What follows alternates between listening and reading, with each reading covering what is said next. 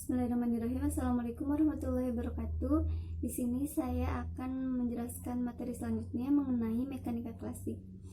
Mekanika klasik ini dimulai sejak tahun 384 sampai 332 sebelum Masehi, yang dimulai oleh dilakukannya eksperimen oleh Aristoteles, di mana ketika Aristoteles melakukan eksperimen tersebut dengan menjatuhkan dua buah benda dengan massa yang berbeda.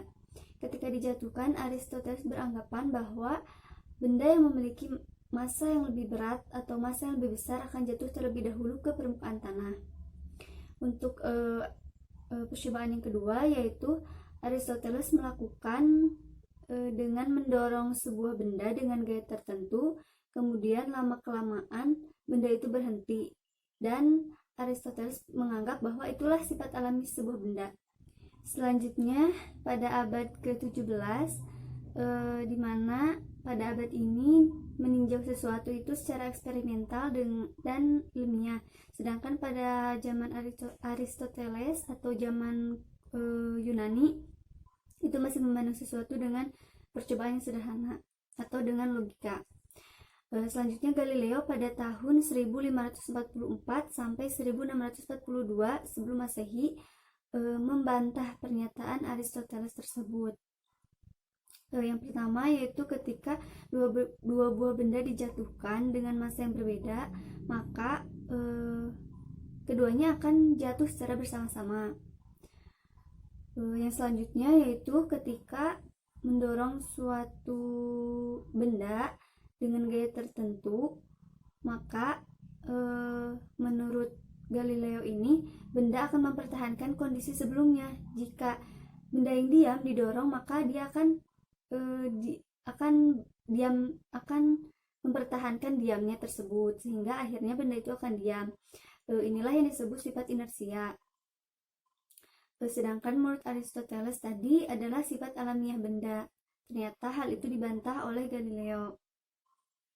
Nah, sifat inersia yang diperkenalkan oleh Galileo tersebut dijelaskan dalam transformasi Galileo. Selanjutnya yaitu pada tahun 1642 sampai 1727 sebelum Masehi, di mana pada pertengahan abad ke-18 ini Sir Isaac Newton atau biasa kita kenal Newton mengembangkan penemuan Galileo mengenai gerak benda, sehingga muncullah hukum Newton, hukum gerak Newton, hukum 1 Newton, hukum 2 Newton, dan hukum 3 Newton.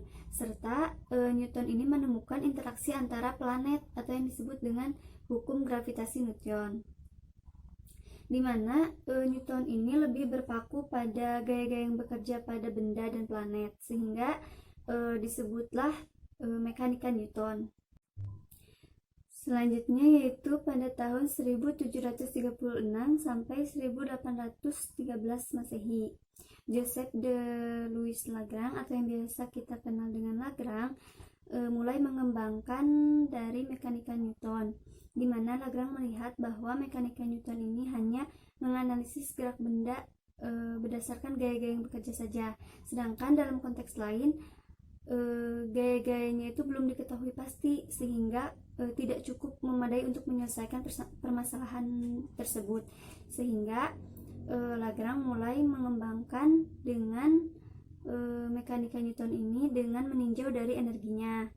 Selanjutnya yaitu pada tahun 1805 sampai 1865 Masehi, William Rowan Hamilton atau biasa disebut dengan Hamilton mulai mengembangkan mekanika Lagrange yang ditinjau dari energi dan momentumnya, di mana jika kita melihat bahwa mekanika Newton ini adalah umum atau ia masih bersifat umum, sedangkan mekanika Lagrange itu bersifat khusus atau lebih mendalam daripada mekanika Newton.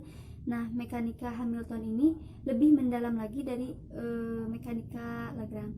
Mungkin sekian yang bisa saya paparkan, kurang lebihnya mohon maaf. Wassalamualaikum warahmatullahi wabarakatuh.